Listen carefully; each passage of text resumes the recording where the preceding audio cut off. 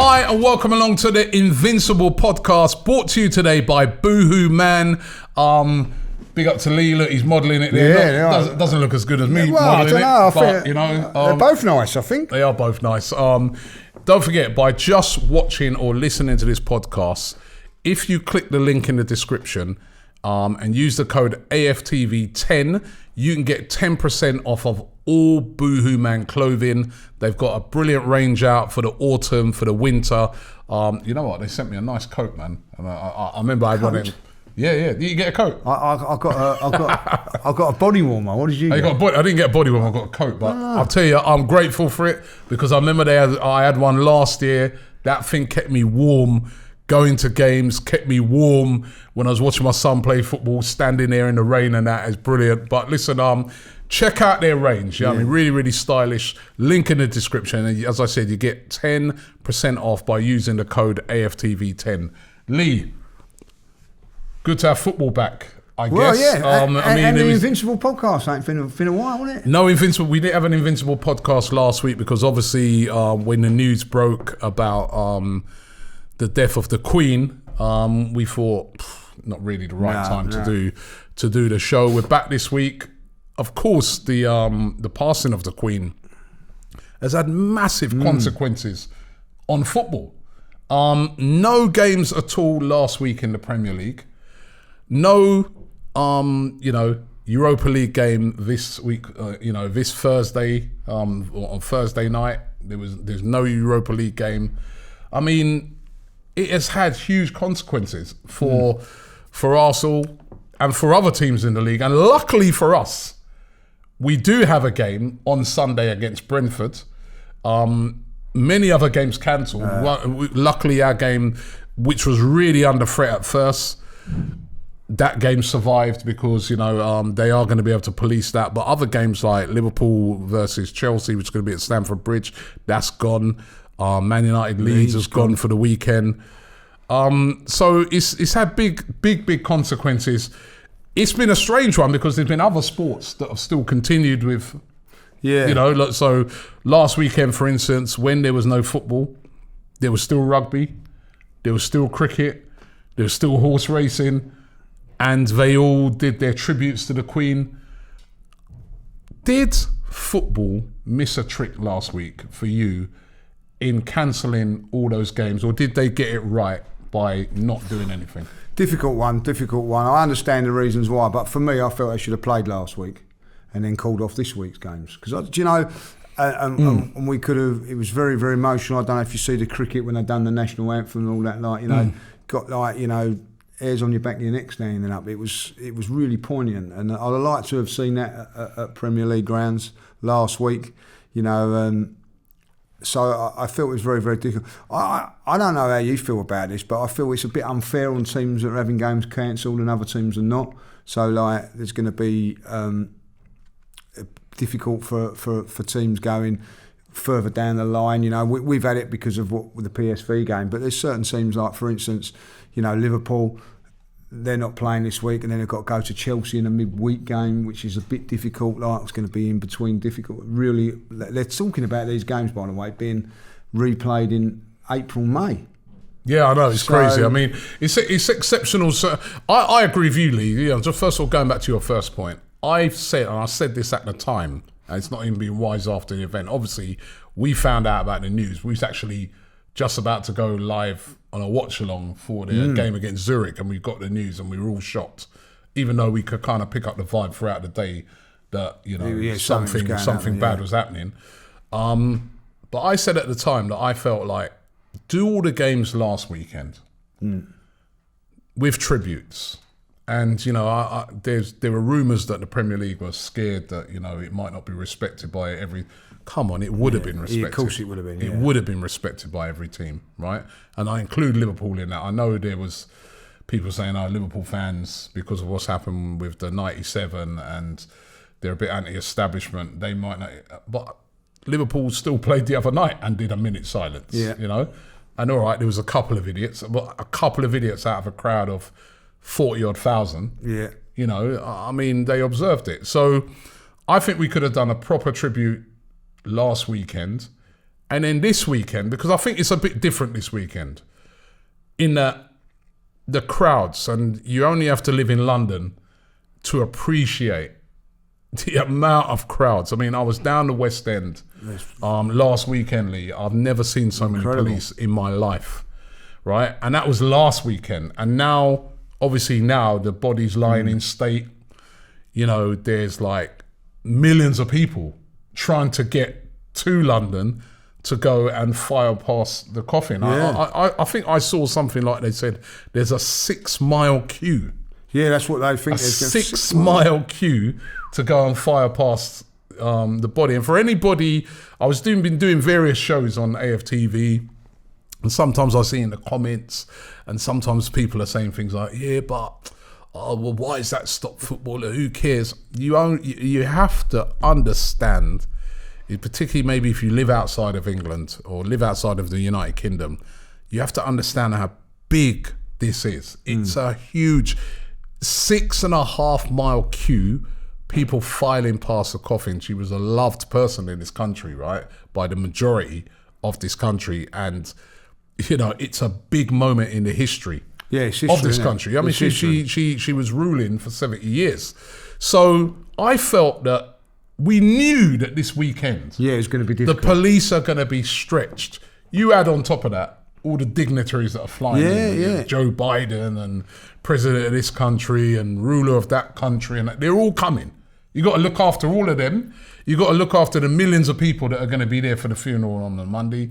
The police are absolutely stretched. We knew that. So should have done the tributes last weekend, and if anything, could have just said, right, no football this weekend. Yeah, and for me, you know, I don't think it's fair like that. Some teams have got to play and some teams haven't. Like, you called the whole lot of it off last week, and you know, whether you think that's right or wrong, that's what the decision was to be made. They should do the same now. You can't like have certain teams playing. In my opinion, we're fortunate enough that we're playing, but there's other teams that can't play. That means it's unfair for them going. Well, I think in the future we have to look at the reasons why those games are off. Yeah, right. In the Chelsea versus Liverpool, you've got two sets of fans that have got a bit of a history. They don't really like each other. Let's be real. Yeah. There's a little animosity between Chelsea and Liverpool, isn't there? Yeah. So that game at Stamford Bridge, 40,000 people, there's going to be a bit of animosity there. You've got to police that right. You need a lot of police to police that game, right?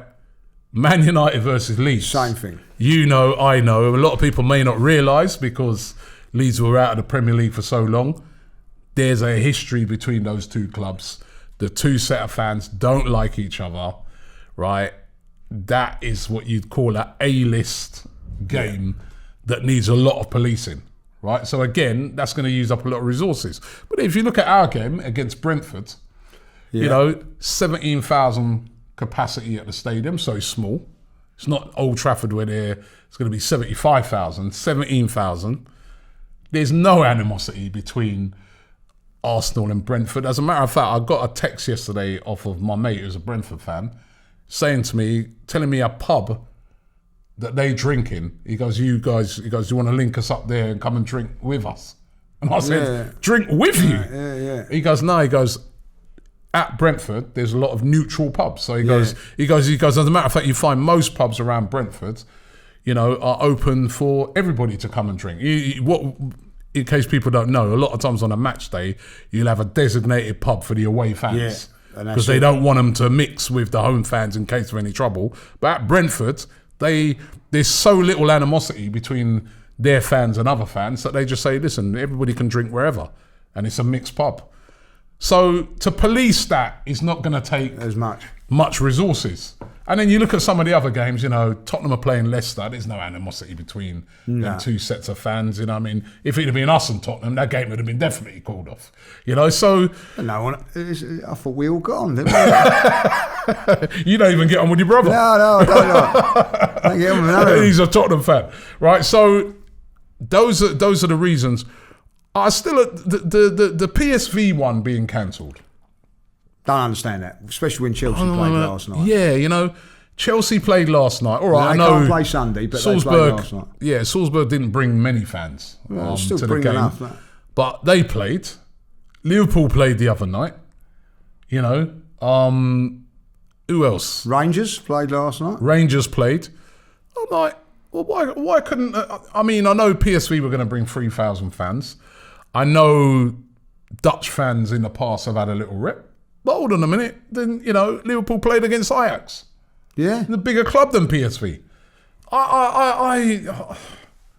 I don't understand. All right, I know it's London, and I know, yes, there's, the Queen's coffins come back to London, and there's obviously, as I said, there's police are stretched, but I thought they could have played that game, man. Yeah, and when you look at it, like Tottenham are playing on the Saturday, Arsenal playing on the Sunday, so there must be stretch there for those two fees, and then like. I don't see no difference between Chelsea playing yesterday and us playing today. Whenever I just don't. I mean, the only thing I was thinking was this, Lee. Right, is that the PSV fans come over. Anytime fans come to play in London, the first thing they do, if you're an away fan, same as we do, and we're away fans, you go to the centre of the town, the centre of the city. And that's where you kind of congregate. Yeah, and, so Trafalgar Square, they might be heading down to Trafalgar Square and down the West End, and that place is already packed. But there's 3,000 of them. Not 3 million. I'm not questioning the police on their decision. Yeah, it's hard to. I get what they're saying. Yeah, it's just I just think like I get it if they said right, Chelsea can't go ahead, nor can the Arsenal game. And nor can the games at the weekend. When they actually called the game off at PSV, I said, well, that's it. Then I've got to sort out something for the weekend because there's no way we're playing that game. That's what I thought, Then all of a sudden, they said, oh, that game's on. So we're in unprecedented times, aren't we? We don't, this has not happened for... It's never in our lifetime. It's never happened. Yeah, and then after this, you're going to have to get the coronation. I don't know what that is. That going to affect anything? I was thinking the other day. I don't know. I don't know. So we don't really know what's going to go on then. Prince Charles, by the way, and 73 years of age, so he's not going to be around as long as what the Queen was. So it's just a real. I don't know, like topsy-turvy sort of time for the Royals and everybody involved at this moment in time, So, but it's a big thing. It is huge. It's huge. I mean, on Monday, I didn't realise. I realised what a big scale it is when you see that parade yesterday. It was incredible, unreal. Down, and they've been practising that for 2 years apparently. Wow. So the Queen looks out of her curtains at Buckingham Palace. Oh, they're rehearsing your funeral again, But that's what they was doing. It's incredible, isn't it? I imagine that when she was up Balmoral, they said, right, quickly, let's get the rehearsals on and all that. So that's what they was doing. Yeah, it's unbelievable, man. And as I said, you cannot underestimate the amount of people that have, people have come from abroad, from different countries, right, just to come and pay their respects. So it's an unbelievable, like you said, it's unprecedented. It's never happened before, and it's unbelievable. But what it has done now is a fixture pile-up for Arsenal, right? Luckily we've got the game on this weekend, right? But as far as the Europa League is concerned, that game has had to be rearranged. They've moved that game now. Let me just get the correct date for it. They've moved that game now to November. Yeah, in place of the Man City game. Sorry, October. So we were supposed to have been playing Manchester City that week. Yeah, on the Wednesday. And that game's been cancelled. And now we're going to play PSV on the Thursday. We play PSV on the Thursday, the 20th of October. 2 weeks later, we play them again.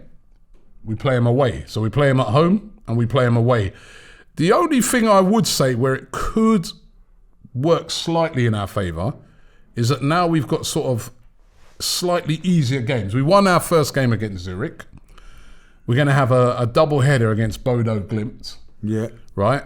If we get those two games won, that would put us on 9 points. Remember, PSV drew their first game with Bodo Glimt. Yeah. Right?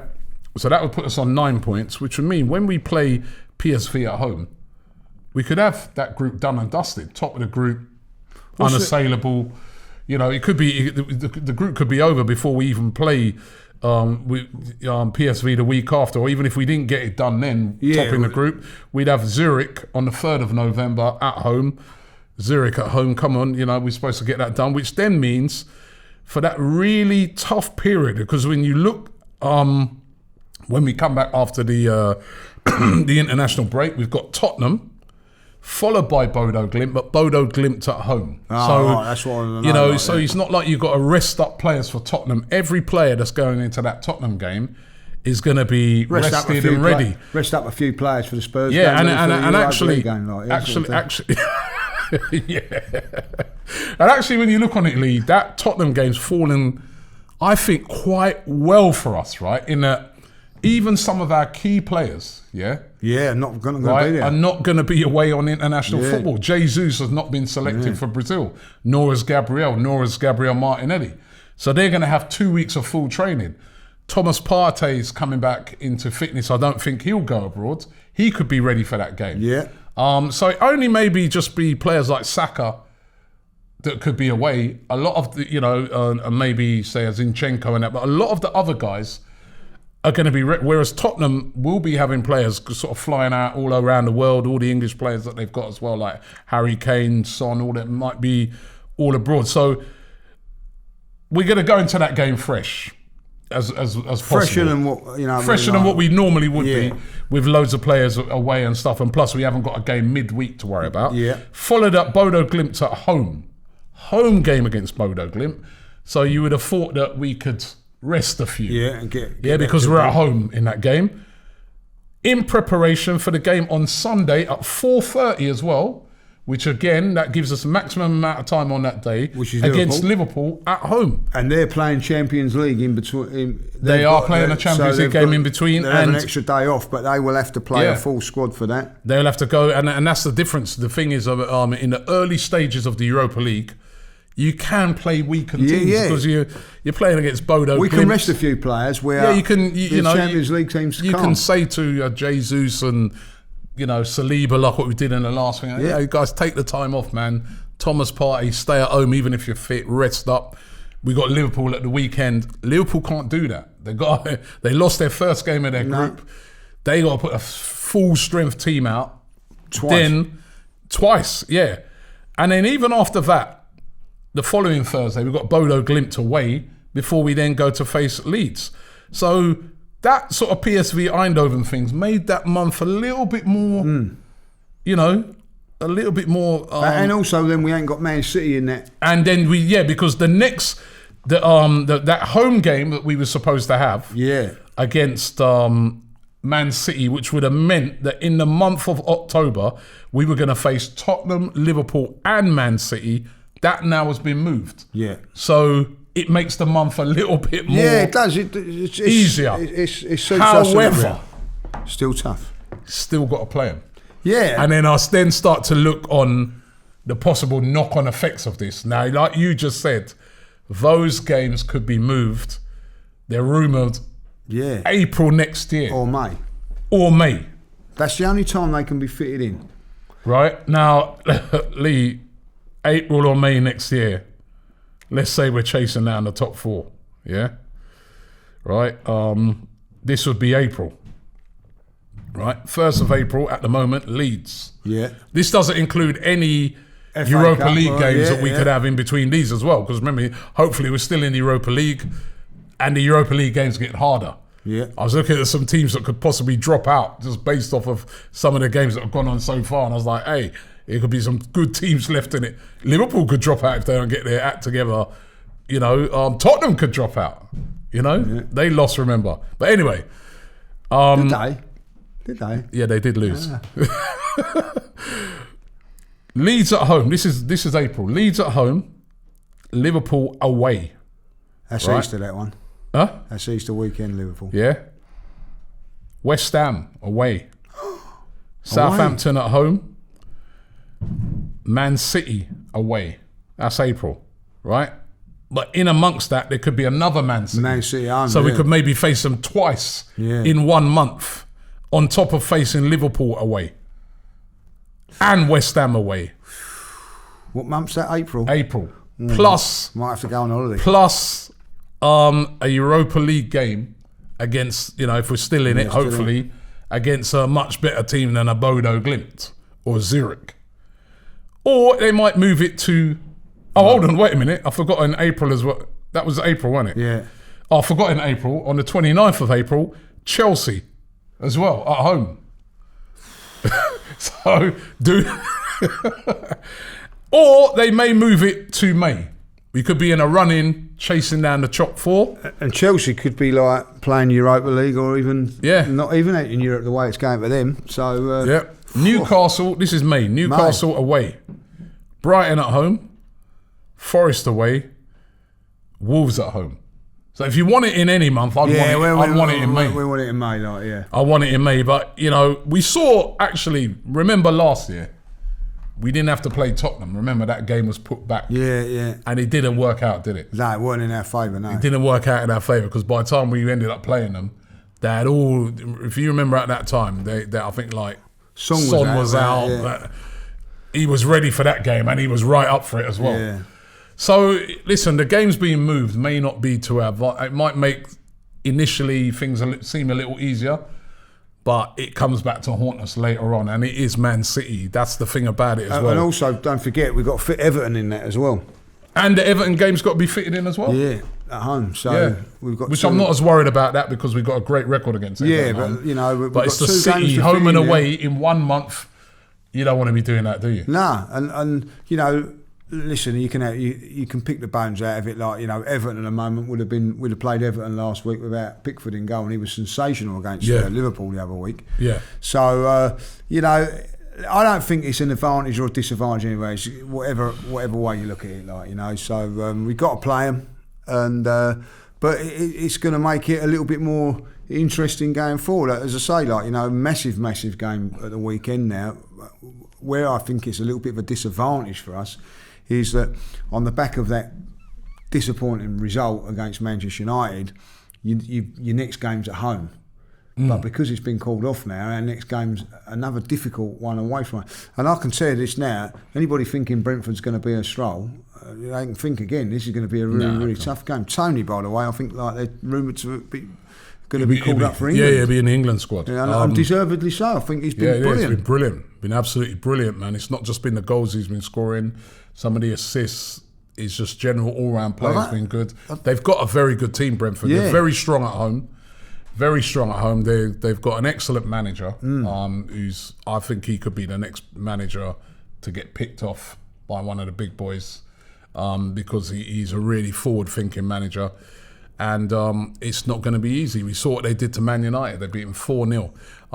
Didn't get the credit they deserve for that. No. Everybody just spoke about Man United capitulating. But I mean, don't get me wrong, Man United were horrible in that game. Some of the errors that they made and the goals they let in. But we know that Brentford are going to be all over us like a rash. The one advantage I would say, or not advantage, but the one thing I would say, Lee, is that we're not going to face them off the back of having to play a game in Europe against PSV. No, that's so true. We will be as fresh as they are. Yeah. Which when you look at a team like Brentford who do a lot of running through a game. Remember that game against Man United, I think they said something like they run 8 point something more miles or kilometres more than what Man United did. And if you remember, Ten Hag brought in the Man United team the next day and they had to run the amount of miles that Brentford had run more than them. So they do a lot of running, a lot of pressing. It's a real high press strategy is what they used against Manchester United. I'd expect them to try and use the same sort of thing against us. So the fact that we haven't got a game during the week, even though I think we'd have rested players, but playing at home, we might have played a few. You're always going to have to play a few of your first teamers. Means that we go into that game as fresh as they are.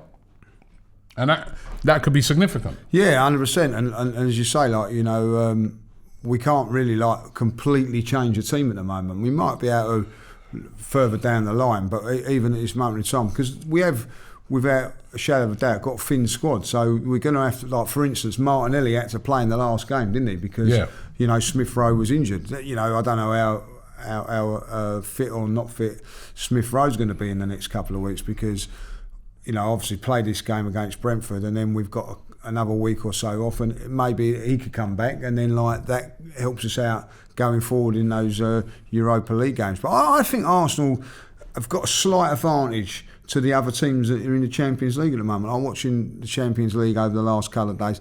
Maybe 1-2 players being rested or left out of it, but like for instance, Spurs still had Harry Kane playing, still had Song playing. Well, they didn't. They had their first team. And they lost. So Manchester City, like they're always chucking them in, but their main players were in yesterday. In the weekend. Same as Liverpool. Liverpool can't afford to but we can. We can afford to leave out Gabriel or Jesus or even Odegaard didn't play, did he? So we can afford to do that, and then makes us that little bit less vulnerable going into those midweek games.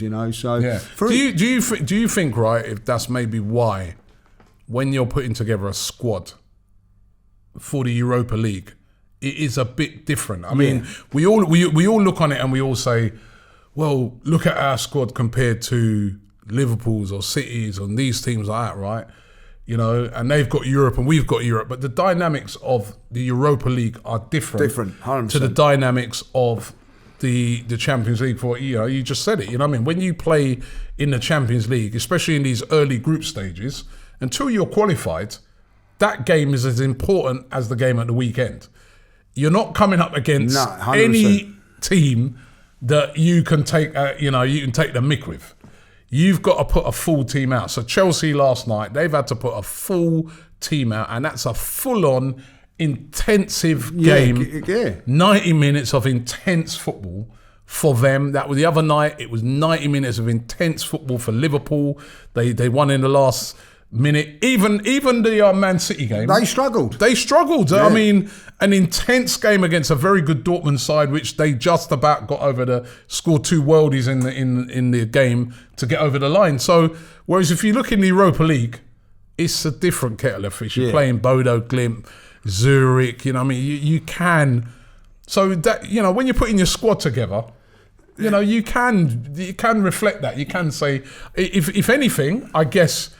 You can then look on it when you get to January and say, right, then it's a different thing. We strengthen it up a bit because now this next stage of it's getting serious now. Important. It's a knockout, and then we need now a better squad. Yeah. So we're going to get 2 bodies in. I do think that was one thing that they probably thought about going in when they went into the transfer window. Let's not spend them overspend when we can get them in January for the right price. And if you look at that, if you say to a player now, you're going to sign a midfield player you're going to play in the Europa League, you know what I mean? But when you come January, you're going to say, look, what we're going to do is you'll be probably playing in the Europa League, but the Europa League is just as important, or maybe even more important to us than the Premier League, because that's the one we can win, and it gets us Champions League. So so if you're left out of the Premier League side to play in the Europa League side, you're thinking, I'm still very much. But if you're left out of that now, but with other teams like Tottenham and Liverpool and all that,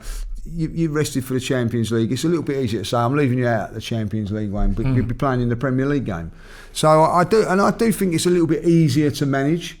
Much easier. So I think that they've looked at that, and plus it goes to November, and then they've got a break anyway. So why spend, when you know that he's worth 20 million and they're saying no, we want 40 million. Well, okay, we'll take the gamble. I get why they've done it. I brought that point up when I was doing on the last day of the transfer window when we didn't get Douglas Luiz.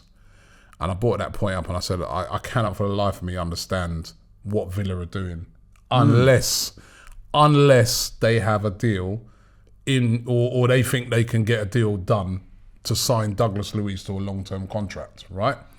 Because I'm like, this is a shortened season. And now with even these cancellations because of what's happened with the Queen, it's like a shortened, you've literally got September, October, a little bit of November, and then done. More or less you're in another transfer window. Yeah. Because when we come back after the World games. Cup, right, it's the 26th of December. Yeah. which is Boxing Day, which is about 4 or 5 days before the transfer window opens. Yeah, so that's it. So West Ham and Brighton, and the transfer window's open. Yeah, so you just look on it and you just think, and then that same player is going to be worth half of that. Half. The thing is, say we'll just use Douglas Luiz at the minute, like 20 million, right? They wanted 40 million, right? We weren't going to budge on 20. Come January, he's still going to be 20 million. So no, it'd be less than 10. I think Villa are still. I don't. I think Arsenal. Villa will have to end up selling him for around about 15 million. They might try and hold out and be stubborn, but I guarantee you by the end of that transfer window, he'll be gone for either 15 million or he won't go at all. He'll just sit it out, and then at the end of the season he walks away for nothing. What I'm saying here, Robin, which is very, very important, is I think Arsenal will be desperate come January to make signings. They need to make signings in January. Yeah, but they may not. But if Douglas Luiz is ridiculously expensive, yeah, but I don't think they can be ridiculous. They can be ridiculous now and say, look, we want 40 million now, but in January we're going to get 20 million. If they ask for 40 million in January, they ain't getting nothing at the end of it. Well, Arsenal offered 25 million. Yeah, but so they're going to get that in January, 25 million. I don't think Arsenal will give them 25 million. They might go somewhere else. That's the gamble they're taking. I think Arsenal will go 15. Right? If I was Arsenal, I'd go 15 million. Yeah, I would. If they turn around and they say no, I'll just say, all right, forget it. I'll wait right until the end of the transfer window, or I'd be going and looking at other targets. Yeah, and there was the rumours that they could get that Danilo, which was another guy they were looking at, that he'd be available in January, and he's a younger. So I think this is a real strange season because it's weird all round. The World Cup is going to change the whole dynamics of this season. It's going to be completely different. And also, with that World Cup coming on, I don't expect Edu to be like, being on holiday all the time. I imagine in that World Cup, they'd be looking at doing deals before that. Because as soon as when the World Cup's finished, basically, as I say, the window's open. And we cannot go in, Arsenal cannot go in with the squad they've got at this moment and play on three fronts. No. And remember that maybe even four, because you can Carabao Cup. You only got to get through one round and then you're into January. So you've got the FA Cup, you've then got the Champions League and the league. But basically, you're playing week in, week out, midweek games.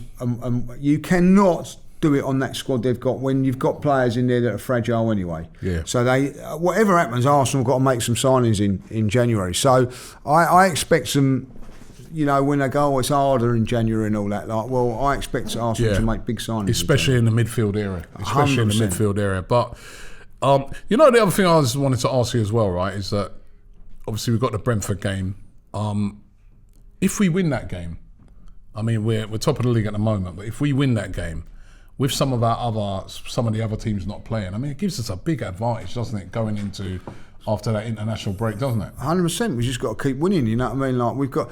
People say it's a hard October for us as well.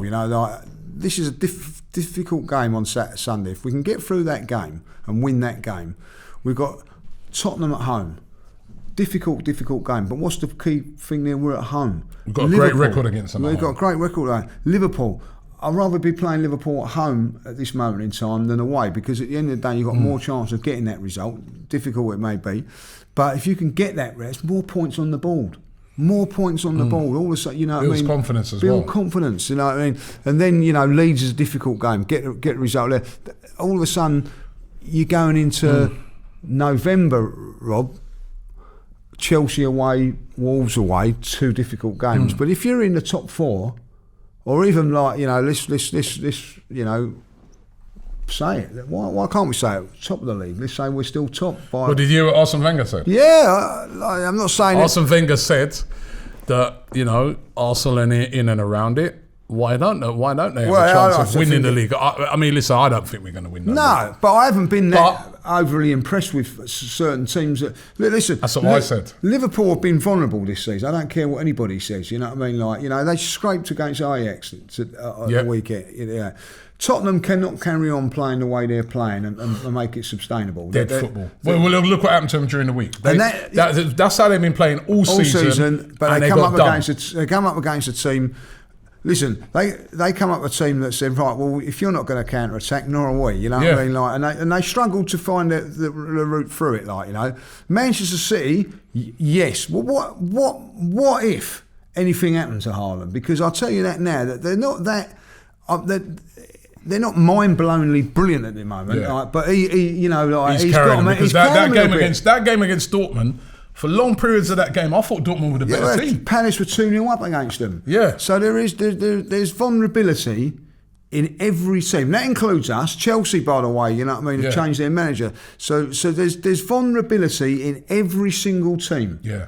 Man United as well. New manager. United, like, you know, new manager coming in. Like, I wouldn't bet loads of money that they go and beat Leeds, and I certainly wouldn't, you know, like they'd go and beat Crystal Palace last week. You know what I mean? I wouldn't have said that was an easy result.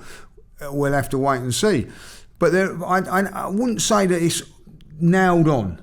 You know, Liverpool will come good and all that. But I've actually watched Liverpool for about 3 games on the set. They play well today. I watched the Merseyside derby. I thought they'll win that. They didn't. And in fact, they was like fortunate to get through that, like, you know. So I do think that Arsenal, if Arsenal were ruthless in January and really went and bought 2 or 3 players in January, I'm not saying we're going to win it, but why can't we challenge it? Why can't we? That's the one thing. Especially we've got the points on the board if we continue to keep winning. Yeah, the one thing I want to see is that if we do have because this is another thing over the years we've done. Well, we let ourselves down. Remember, there's been occasions over the years, over the last 10 years, where Arsenal have got a sniff of challenging for the league or definitely getting a chance of getting into that top 4.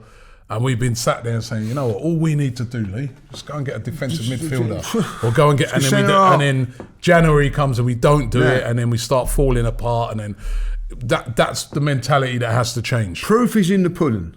Last January, Manchester United, West Ham, Arsenal, Tottenham, all going for the top 4, right? Arsenal, West Ham, Manchester United did not do any business in January. Tottenham did. Who got that last place? So that's how important January is. So when people turn around and go, oh, it's hard to make things happen in January, if you make things happen in January, that could be the decision that gets you wherever you want to be. So if Arsenal were to go out and spend another 100 million, I know it sounds ridiculous, but if they were on a couple of midfield players and on a wide player, and we could be really up there. And then you could actually, like, you know, get Marquinhos out on loan, because I was very, very impressed with him the other day. Very, very impressed. And there's a chance that we could get... No, but if you go and sign a top wide player, you know... I'd still keep him. I like it. I like what I see. Because the thing is about it, right? I've seen that rumour about him going out on loan in January, but I like him. And I think that if he can keep doing that, he play in the Europa League still. You know what I mean? And what I'm saying is he can play in the Europa League. Yeah, and then remember as well, come January, we're going to have the FA Cup. We're going to have, hopefully, still be in the EFL Cup. So he gets games out. You'll get game time. And plus, you know, the odd, you know, I wouldn't be against him. So, you know, I like what I see, man. I want to see this guy. I really was impressed with getting a lot of game time, you know. Talking of him and the Brazilians, no Gabriel Martinelli and no Gabriel Jesus in the Brazil squad for these upcoming friendlies. Do you think that in a way, I was just thinking about this the other day, I think it could be a good thing. Not just in, you know, I know some people say, no, if they don't go to the World Cup, brilliant.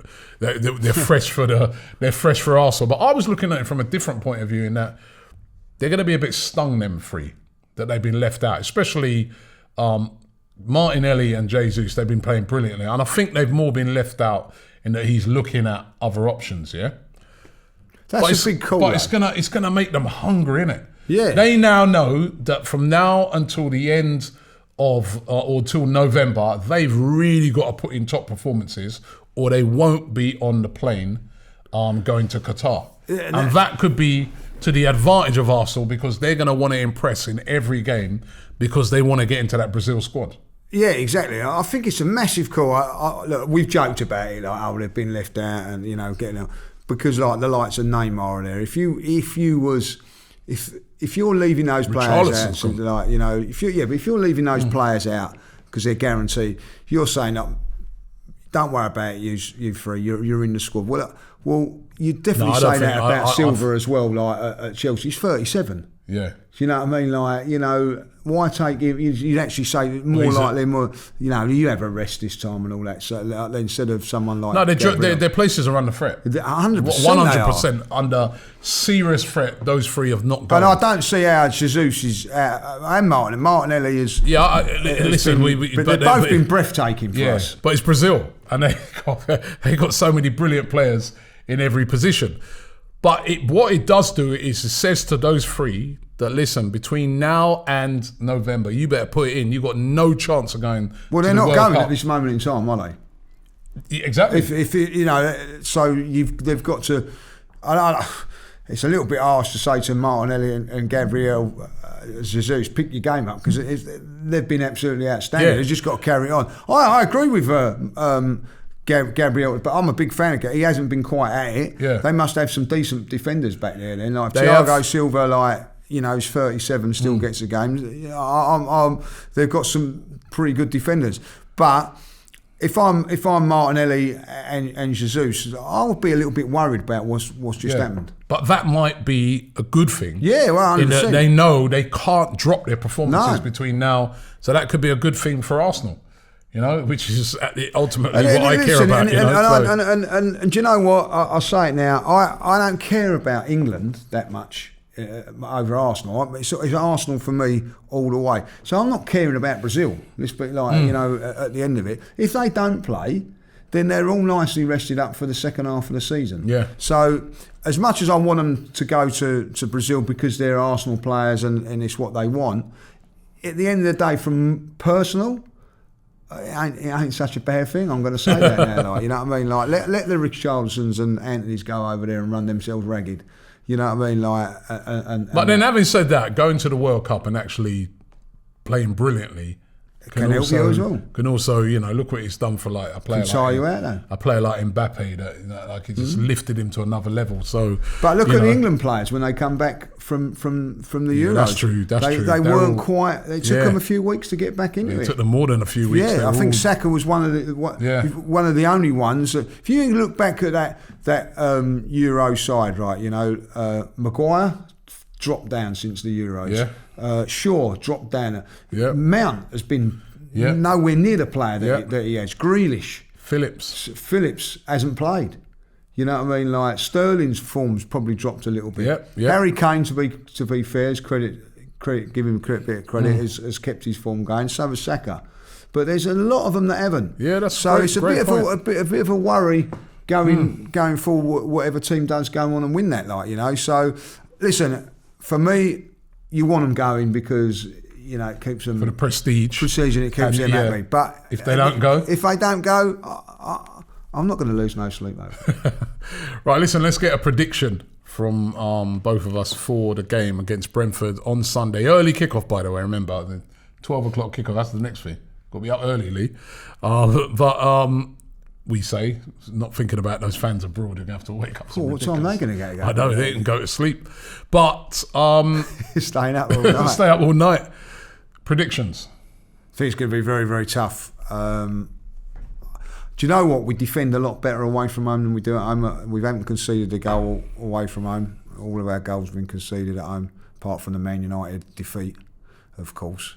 Up until that, I thought we defended really well. So I think we need to get back to that defending thing, and that's what I think that they will do this week and all that. So I feel that we'll win it 2-0, but it'll be tough. Yeah, I think I'll go 2-1. I'm tempted for that. We seem to concede goals, but I do think that Arsenal you know, they're adept enough to beat a team like Brentford now. I think, you know, we owed them. We owed them for what they did to us last year. I know we beat them at home, but it wasn't easy. And I'm remembering the Arteta in All or Nothing. Yeah, he put up with a thing saying what Ivan Toney said, because Ivan Toney was like a nice kickabout with the lads. Right, got to go there, got to be on the front foot, got to be serious. But I think the difference between last year and this year, I mean, when we went there, look at the team that we went there with, look at the circumstances around it. It's a little different this time. We're going there almost full strength. I think Arsenal going to go there with a point to prove as well. So I fancy Arsenal. I'm going to go 2-1. I think Jesus is going to really turn up in this game and really be a real handful for their defence. And finally, what I want to say is this is a massive, massive game for Arteta. Yeah. Massive, because they lost their last game. It cannot go what he done last season. Go and win 5 games and then lose 3. You know what I mean? Like, because then people are going to turn around and go, well, he's not learning. You've lost a game, you know, a game that you shouldn't have lost, but you did, right?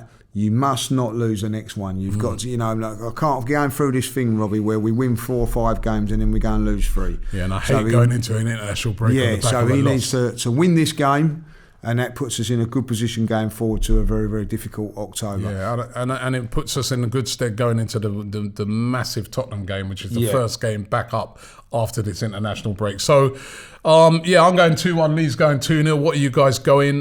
Listen, thanks for watching and listening to the show today.